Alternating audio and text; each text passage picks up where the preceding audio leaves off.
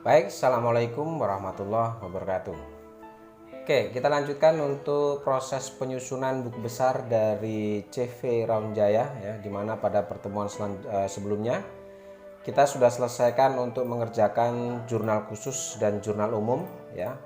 Jadi untuk menyusun buku besar ini yang pertama silakan kalian buatkan untuk format buku besarnya ya. Di sini ada tanggal, keterangan, debit kredit ini untuk posting. Kemudian ada kolom saldo.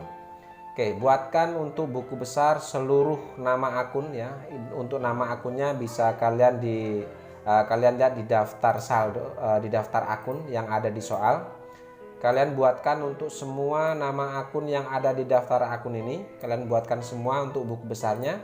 Oke, setelah semua buku besar dari masing-masing akun ini kalian buat atau sudah kalian siapkan, maka langkah selanjutnya kalian fokus pada jurnal khusus yang sebelumnya sudah selesaikan. Silakan kalian buatkan rekap untuk masing-masing jurnal, mulai dari jurnal penerimaan kas atau cash receipt jurnal. Kemudian kalian buatkan rekap untuk cash payment jurnal, untuk jurnal pengeluaran kas, dan rekap petty cash serta jurnal umum di sini. Oke, kalian buatkan untuk rekapitulasinya atau rekap dari semua nama-nama akun yang muncul di jurnal khusus tersebut. Kemudian kalian rekap dengan menggunakan kode akun dari masing-masing akun yang muncul di jurnal khusus ini. Oke, sekilas coba akan saya sampaikan mengenai bagaimana cara membuat data rekap ini. Jadi rekap ini digunakan untuk merekap atau mengelompokkan semua akun-akun yang muncul di sisi debit dan yang muncul di sisi kredit. Nah, untuk rekap nama akun yang muncul di sisi debit dan sisi kredit ini kita gunakan kode akun untuk mengelompokkannya. Oke, di sini di jurnal penerimaan kas, di sini ada 3 akun yang muncul, yaitu akun untuk 1101 ini adalah untuk akun cash in bank. Ya, kita ambil dari sini. Kemudian di sini muncul juga ada akun labor expense dan operasional bis expense ini.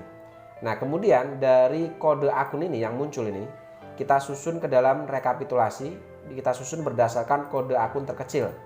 Di sini berarti kita masukkan untuk kode akun cash in bank dulu karena kode cash in bank ini adalah kode akun terkecil.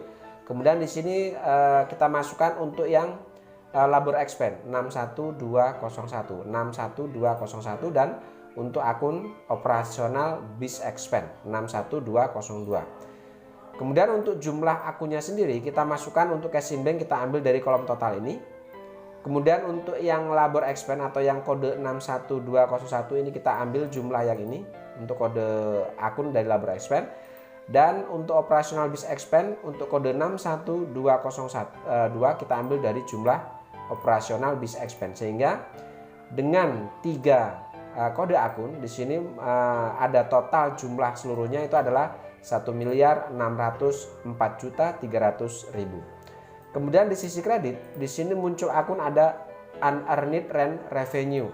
Di mana untuk kode unearned rent revenue itu adalah 21101. Kemudian di sini di kolom order muncul akun bank loan, order receivable dan rent revenue. Masing-masing kode akunnya ini. Ya, jadi ada 4 akun. Ada unearned rent revenue, ada bank loan, ada order receivable dan ada rent revenue. Oke, masing-masing kode akun ini yang mewakili dari nama akun masing-masing ini kita akan susun ke dalam rekapitulasi. Oke, kita masukkan sesuai kode terkecil di sini. Yang pertama di sini saya masukkan untuk yang 11201. Ini adalah untuk akun order receivable. Jumlahnya adalah 2.500.000. Ini kita masukkan 2.500.000. Terus kemudian 21101 ini adalah akun untuk unearned rent revenue. Jumlahnya adalah 353 juta. Kita masukkan ke sini. Kemudian 22101 ini adalah untuk akun bank loan ini. Jumlahnya 1.200.000, kita masukkan ke sini. Dan yang terakhir adalah rent revenue 41101. Jumlahnya adalah 48.600.000. Kita masukkan ke sini. Oke, kemudian setelah kode akun ini kita masukkan ke dalam data rekapitulasi sesuai dengan sisinya ya. Di sini ada 4 kode akun di sisi debit. Ada 3 kode akun di sisi debit dan ada 4 akun di sisi kredit. Sehingga jika kita jumlahkan sisi debit dan sisi kreditnya, totalnya di sini adalah sama, yaitu 1.604.300.000. Oke, ini untuk menyusun rekapitulasi dari cash receipt journal. Kemudian kita masuk ke cash payment journal di sini. Oke, dilihat di sini untuk cash receipt journal di sisi debit itu ada akun labor expense yang kode akunnya adalah 61201. Kemudian di sini ada wages and salaries, di sini wages and salaries payable. Kemudian ada lagi di sini operational bis expense, ada prepaid expense, ada bank loan, ada interest expense dan seterusnya. Ini seluruh kode akun kita susun di sisi debit di sini. Oke. Urutkan sesuai dengan kode akun terkecil. Nah, apabila ada kode akun sama, misalnya di sini ada operating bis expense. Di sini muncul berapa kali? 1, 2, 3 di sini. Masing-masing jumlahnya adalah untuk operational bis expense itu ada 15 juta. Kemudian di sini ada operational bis lagi 25 juta. Kemudian muncul kembali operational bis expense 31 juta. Nah, jika ada satu kode jika ada kode nama akun ya muncul berkali-kali, maka di sini kita masukkan satu kali saja. Di sini untuk kode akunnya adalah 61202, di sini sama 61202, ini juga 61202. Kita masukkan sini 61202. Totalnya di sini adalah 71.500.000. Ini 71.500.000 ini adalah akumulasi dari 15 juta ditambah 25.500.000 ditambah 31 juta sehingga didapat nilai 71.500.000. Ini jika ada nama akun muncul berkali-kali. Jadi cukup tuliskan satu kali, kemudian untuk totalnya ini kita jumlahkan jumlah dari akun tersebut yang muncul di situ. Oke, ini sisi debit. Di sini muncul ada 1 2 3 4 5 6 7 8 9 10 11. Ada 11 akun muncul di sisi debit. Oke, kode akun ini kita susun secara berurutan mulai dari kode terkecil di sisi debit. Oke, lalu nilainya ambilkan dari nilai masing-masing kode akun di sini yang muncul. Ya, seperti itu. Kemudian di sisi kredit, di sini muncul akun cash in bank. Oke, kode akunnya 1101. Dan kemudian di sisi kredit, di sisi order, di sini ada prepaid expense muncul 3 kali. Sehingga di sini di sisi kredit itu hanya muncul 2 akun. Kode cash in bank dan kode prepaid expense. Nah, untuk prepaid expense ini adalah akumulasi dari total seluruh akun prepaid expense di sini. Kita masukkan ke sini. Oke, sehingga jika sudah dimasukkan untuk sisi debit dan sisi kreditnya, kalian jumlahkan semua sisi debit dan sisi kredit, maka jika jurnal kalian menyusunnya benar, maka otomatis untuk total sisi debit dan sisi kredit pastinya di sini jumlahnya pasti sama. Di sini 1.350.750.000. Itu untuk cash payment journal. Kemudian untuk petty cash. Oke, di sini di petty cash muncul ada 4 akun. Oke, di sini ada satu akun muncul 2 kali, yaitu untuk office supplies. Oke, di sini muncul 2 kali sehingga kode akunnya pun sama 11301.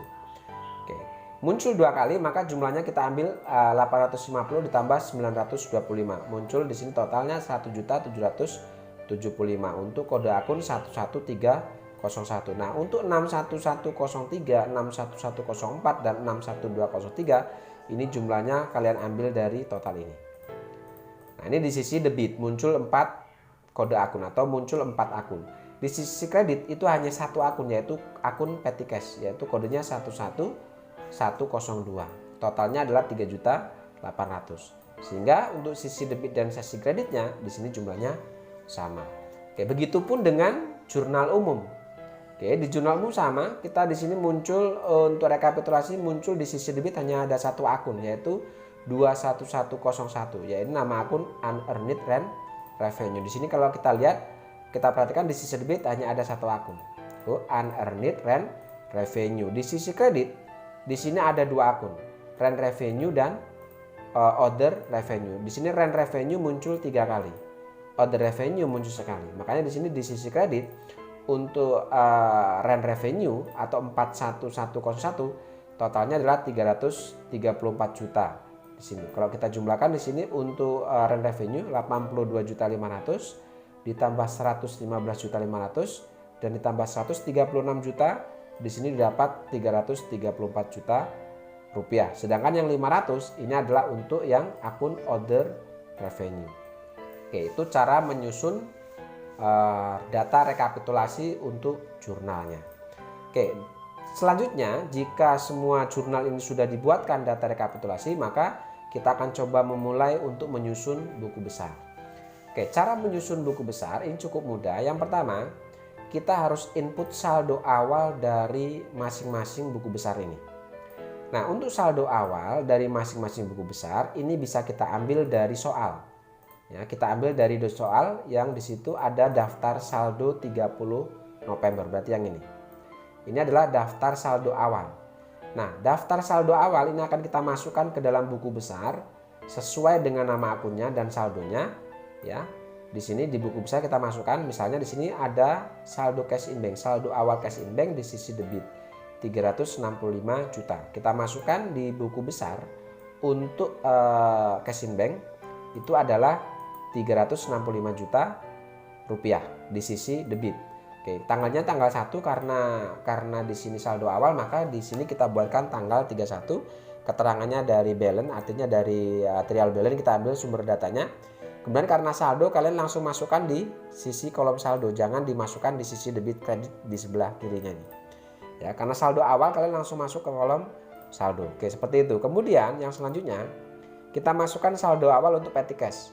Di sini ada di sisi debit yaitu 10 juta. Kalian masukkan di sini. Oke, tanggalnya dan keterangannya sama, tanggal 1 balance.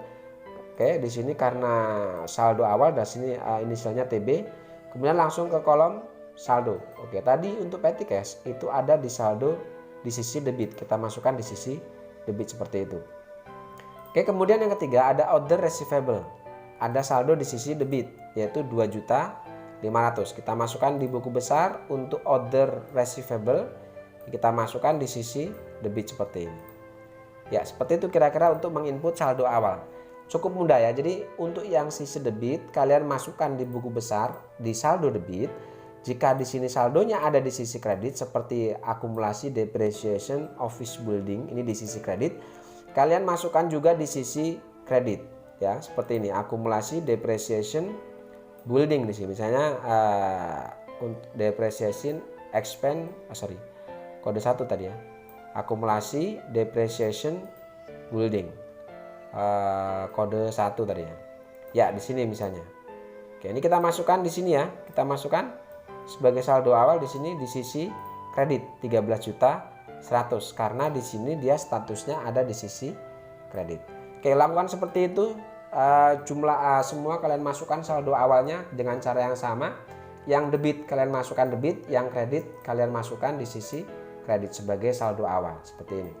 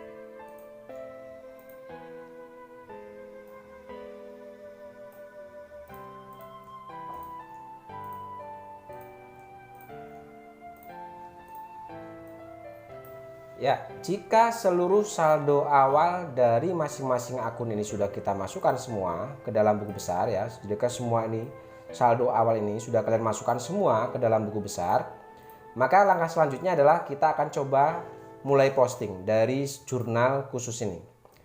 Oke, untuk posting dari jurnal khusus ke dalam buku besar ya ke sini, kita cukup berpatokan pada data rekapitulasi yang tadi kalian buat di situ.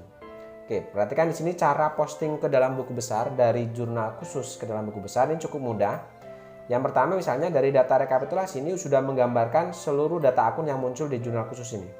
Jadi cukup kita berpatokan pada data rekapitulasi yang ada. Di data rekapitulasi di jurnal penerimaan kas atau cash receipt journal, di sini di sisi debit muncul 3 akun. Di sisi kredit muncul 4 akun. Nah, akun yang muncul di sisi debit dan di sisi kredit ini akan coba kita posting ke dalam buku besar. Oke, yang pertama kita akan coba posting dulu data akun yang muncul di sisi debit. Oke, di sisi debit di sini ada akun yang pertama adalah 1101. Ini adalah untuk akun, kita lihat di buku besar, kita cari untuk kode akun 1101. Ternyata ini adalah untuk akun cash in bank. Oke, jadi cara memposting atau mencatat dari jurnal khusus ke dalam buku besar, ya kita cari dulu data akunnya, kode akunnya di sini di buku besar. Setelah ketemu baru kita masukkan di sini. Kita catat di sini. Oke, tanggalnya untuk posting atau pencatatan posting dari jurnal khusus ke dalam buku besar kita gunakan tanggal 31. Kemudian keterangannya itu diisi sumber jurnalnya. Di sini karena kita memposting dari jurnal penerimaan kas atau cash receipt journal, maka di buku besar kolom keterangan ini kita kasih keterangan cash receipt journal karena sumber jurnalnya adalah cash receipt journal. Oke, cash in bank di cash receipt journal tadi muncul di sisi debit. Untuk kode akun 1101 muncul di sisi debit. Makanya kita letakkan di sini di buku besar kolom debit kredit kita letakkan di sisi debit. Jadi kolom debit kredit yang pertama ini adalah kolom untuk posting atau pemindahan dari jurnal khusus ke dalam buku besar. Kita masukkan dulu di sisi debit dan di sisi kredit di sini. Oke, setelah kita masukkan atau kita posting ke dalam buku besar, baru kita masuk kolom saldo. Sebelumnya ada saldo cash in bank itu di sisi debit 365 juta. Kemudian ada hasil posting dari jurnal penerimaan kas di sisi debit 1.582.725. Di sini status saldo debit ya ketemu dengan hasil posting debit. Debit ketemu debit berarti kita jumlahkan. Kita jumlahkan saldonya kita letakkan di sisi debit. Ya, jika sumber saldonya dengan hasil posting sama, maka kita jumlahkan. Jika berbeda, misalnya di sini ada posting di sisi kredit, karena debit ketemu kredit berarti dicari selisih saldonya, lalu letakkan di mana sisi saldo terbesarnya. Oke, seperti itu cara postingnya. Lalu kemudian di sisi debit muncul juga kode akun 61201. Kita cari 61201. Kode akun 61201. Berarti di sini adalah akun labor expense. 61201. Oke, kita masukkan tanggal 31, sumber jurnalnya adalah cash receipt journal, di sini CRJ. Oke, labor expense atau kode akun 61201 tadi ada di sisi debit di sini. Nominalnya adalah 7.250.000. Kita masukkan di sini di sisi debit 7.250.000. Oke, di sini kembali debit ketemu debit. Karena sama-sama di sini maka kita jumlahkan. Kita letakkan saldonya di sisi debit. Oke, seperti itu. Lalu selanjutnya ada akun 61202. Kita cari buku besar 61202. Ternyata di sini ada 61202 adalah akun operasional bis expense. Caranya sama, kita masukkan tanggal 31 keterangannya cash receipt. Di sini refnya adalah CRJ. Oke, sama untuk kode akun 61202 tadi ada di sisi debit untuk akun operasional bis expense. Oke, debit ketemu debit kita jumlahkan, kita letakkan di sisi debit. Oke, seperti itu. Itu untuk di sisi debitnya. Sekarang kita masuk di sisi kredit. Di sisi kredit ada 4 akun. Yang pertama untuk akun 11201. Kita cari buku besar 11201. Ya, berarti ini. Ini adalah akun order receivable. Oke, kita masukkan tanggal 31 cash receipt journal. Oke, untuk kode akun 11201 atau akun order receivable ini tadi ada di sisi kredit. Ya, ada di sisi kredit jumlahnya 2 juta 500. Berarti di sini kita masukkan ke dalam buku besar di sisi kredit jumlahnya 2.500.000. Oke, baru kita masuk kolom saldo. Sebelumnya ada saldo debit 2.500.000. Kemudian ada posting dari jurnal Priman atau cash receipt jurnal itu di sisi kredit. Oke, debit ketemu kredit, berarti kita kurangi. Oke, 2.500.000 dikurangi 2.500.000 ketemunya hasilnya adalah 0, habis berarti. Oke, lanjut ke yang berikutnya. Di sini ada akun 21101. Kita cari akun 21101. Oke, berarti yang ini 21101. Nama akunnya adalah Unearned Rent Revenue. Kita masukkan tanggal 31 cash receipt journal atau CRJ. Nah, di sini untuk Unearned Rent Revenue di jurnal Priman Cash ada di sisi kredit 353.200.000. Kita masukkan di sini di sisi kredit ya 353.200.000. Oke, lalu kita masuk kolom saldo. Sebelumnya ada saldo kredit ya, kemudian ada posting juga di sisi kredit. Oke, kredit ketemu kredit kita jumlahkan, saldonya letakkan di sisi kredit. Oke, selanjutnya untuk yang ketiga, di sini ada kode akun 22101. Kita cari 22101. Berarti yang ini. Ya, 22101 ini adalah akun Bank Loan. Ya, kita masukkan tanggal 31 cash receipt journal. Oke, untuk 22101 tadi ada di sisi kredit. Kita masukkan jumlahnya 1.200.000 di sini. Ya, di sisi kredit 1.200.000. Oke, lalu kita masuk kolom saldo. Sebelumnya ada saldo 10 juta. Ada posting dari jurnal Priman kan 1.200.000. Oke, kredit ketemu kredit kita jumlahkan. Kita letakkan di sini saldonya 1.210 juta. Oke, yang terakhir di sini ada kode akun 41101. Kita cari kode akun 41101. Oke, berarti yang ini 41101 ini adalah akun rent revenue. Oke, kita masukkan di sini ya tanggal 31 tadi 41101 ada di sisi kredit. Kita masukkan di posting di sini sisi kredit. Oke, lalu kita masuk kolom saldo, kita ketemu di sini kredit ketemu kredit berarti kita jumlahkan. Ini ditambah ini. Kita letakkan di sini saldonya. Oke, seperti itu kira-kira. Oke, cash receipt journal sudah selesai diposting ke dalam buku besar. Oke, sekarang lakukan untuk yang cash payment journal ya. Silakan kalian posting semua yang di sisi debit ini, posting ke buku besar, yang sisi kredit juga sama ke buku besar. Cara postingnya tadi seperti yang saya contohkan di awal. Sama dengan petty cash ya. Di sini muncul 4 akun dan 1 akun di sisi kredit. Kalian posting semua ke dalam buku besar. Yang terakhir ada di jurnal umum. Kalian posting ini ke dalam buku besar. Ini pun sama. Oke, setelah kalian posting ke dalam buku besar semua, maka kira-kira hasilnya nanti seperti ini. Ya. Cash in bank menghasilkan saldo akhir 721.775.000. Untuk petty cash menghasilkan saldo akhir 10 juta. Untuk order revenue menghasilkan saldo 1.500.000. Untuk prepaid expense menghasilkan saldo akhir 43.200.000 dan seterusnya ini.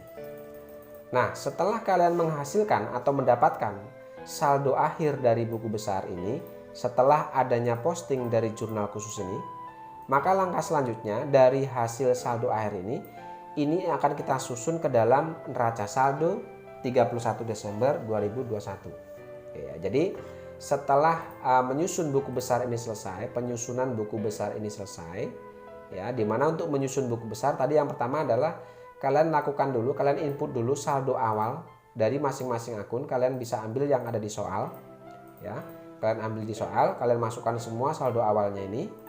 Oke, setelah kalian masukkan ke dalam buku besar, langkah selanjutnya adalah kalian posting semua data rekapitulasi dari masing-masing jurnal, ya, baik itu dari jurnal Priman Cash, jurnal pengeluaran kas, kemudian dari petty cash, dan yang terakhir jurnal umum.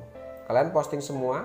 Nah, setelah kalian posting semua ke dalam buku besar, hasilnya kira-kira seperti ini. Akan menghasilkan masing-masing saldo akhir dari buku besar untuk cash in bank, petty cash, dan seterusnya ini. Nah, setelah menghasilkan saldo akhir, baru kita akan menyusun neraca saldo 31 Desember atau trial balance 31 Desember. Cara menyusunnya cukup mudah. Yang pertama, untuk kode dan nama akun kalian tinggal memindahkan saja nama dan kode akun yang ada di masing-masing buku besar ini. Oke, kalian masukkan semua ke dalam neraca saldo ini ke sini. Ya, kita masukkan semua ke sini. ya, mulai dari cash in bank sampai ke dalam akun other expense ini. Kalian susun berdasarkan kode akun terkecil, kalian susun. Oke, setelah nama dan kode akun kalian masukkan, baru kalian ambil saldo akhir dari masing-masing akun ini. Misalnya di sini cash in bank ada saldo akhir 721.775.000 di sisi debit. Oke, maka di sini kalian masukkan ke neraca saldo atau ke trial balance 31 Desember di sisi debit jumlah tadi 721.775.000. Kemudian yang selanjutnya untuk petty cash-nya, di sini saldo akhirnya 10 juta. Kalian masukkan ke neraca saldo 31 Desember di sisi debit 10 juta. Kemudian untuk yang selanjutnya ada other receivable, menghasilkan saldo 1.500.000 di sisi debit. Kalian masukkan di sini di sisi debit 1.500.000. Lalu ada prepaid expense, menghasilkan saldo akhir di sisi debit 43.200.000. Kalian masukkan di sini sisi debit 43.200.000. Kemudian selanjutnya untuk office supplies, saldo debit 1.900.000, menghasilkan saldo akhirnya 1.900.000. Kalian masukkan di sini 1.900.000. Oke, lakukan seperti itu terus, masukkan seluruh saldo akhir-akhir ini, ya, kalian masukkan ke dalam buku besar, ke dalam neraca saldo ini. Sehingga setelah kalian masukkan semua, nanti kira-kira hasilnya seperti ini. Ya, setelah dimasukkan, baru kalian jumlahkan sisi debit dan sisi kreditnya. Oke, di sini diperoleh nilai untuk debit dan kreditnya adalah 10.999.736.250.000. Oke, jadi seperti ini cara menyusun neraca saldo 31 Desember atau trial balance 31 Desember. Cukup mudah. Oke, saya rasa untuk pertemuan kali ini cukup ya. Kita lanjutkan untuk pembahasan selanjutnya mengenai jurnal penyesuaian. Terima kasih. Assalamualaikum warahmatullahi wabarakatuh.